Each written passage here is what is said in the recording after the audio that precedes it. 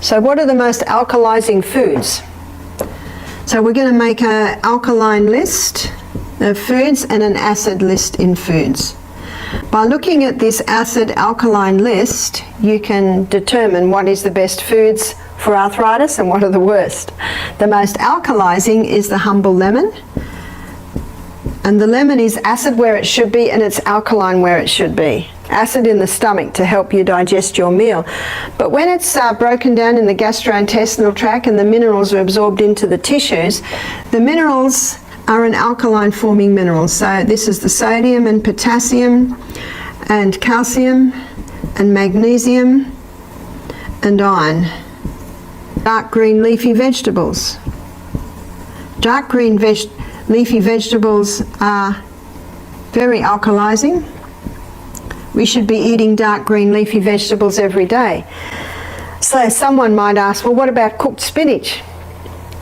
Spinach is high in oxalic acid, and in its raw state, the oxalic acid is in an organic state, so it's alkalizing. But when you cook silver beet or spinach, the oxalic acid now is in an inorganic state and it can have an acid effect.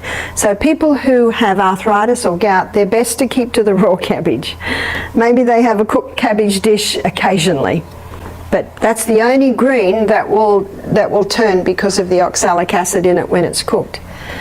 Also vegetables have an alkalizing effect, but for the arthritic person there are a few vegetables that can have an acid effect, and that's bell pepper, tomato. Tomato can also have an acid effect on someone who's suffering from gout or arthritis. Eggplant, sometimes called aubergine, and also the potato. And I'm referring here to the English potato. The Fijians call it the white man's potato. I'm not referring to the sweet potato. The sweet potato is not a potato, it is a yam. So these can have an acid effect on the arthritic person. If a person doesn't have arthritis, they often can eat this class of vegetables. But if you're wanting to conquer your arthritis, your gout, these things have to stop. Not forever, it's just till you've conquered it. Also fruit. Fruit is alkalizing. Millet is an alkaline grain, as is quinoa, as is buckwheat. Buckwheat is also an alkalizing grain, or an alkaline forming grain, and spelt and kamut.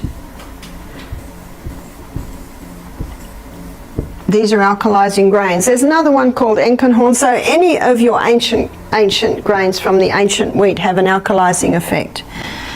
Almonds are the alkalizing nut, and Brazil nuts. They're the two alkaline forming nuts. And regarding legumes, the lima bean and lentils and soy. And again, the soy must be organic, non-GMO. All your seeds, they also have an alkalizing effect. The most acid food that can go into the body is the pure crystallized acid that's extracted from the sugarcane plant. It is incredibly acid, it's a pure acid. Also meat. Dr. Colin Campbell, in his book China Study, he shows how he could turn cancer cells on and off by the amount of meat and dairy products that he was giving them, because cancer loves an acid environment. These acid foods are high in the acid forming minerals, which is chlorine and phosphorus and sulfur. When meat breaks down in the body, it gives off a high sulfur waste. Also, the hybridized wheat of today, the wheat was hybridized in the 50s. It went through intensive crossbreeding, it was rushed through, no safety studies were done, they didn't think they had to do safety studies on just wheat. But the effect of it is being seen today. So many people are gluten intolerant, and one of the reasons is the hybridization of the wheat created an incredibly complex protein or gluten structure, so it's very difficult for the gut to break down. and it is higher in the acid forming minerals. And when that wheat is grown with superphosphate, chlorinated water, so all of these conditions bring it together to make it more acid forming. And most wheat today is grown with glyphosate or Roundup, so there's more acid forming because all your chemicals have an acid effect. So your aged cheese is very acid forming. So the only cheese that doesn't have an acid effect would be things like your goat feta or sheep feta, that they are basically on a neutral. Caffeine has a very acid effect on the body. Alcohol, not a food, but it certainly creates an acid environment. Tobacco, not a food, but it also creates a very acid environment. All your other grains, other than the millet, quinoa, buckwheat, spelt, kamut, and also all your other legumes, other than lima, lentil and soy, and all your other nuts, other than your Brazilian almonds, have an acid effect.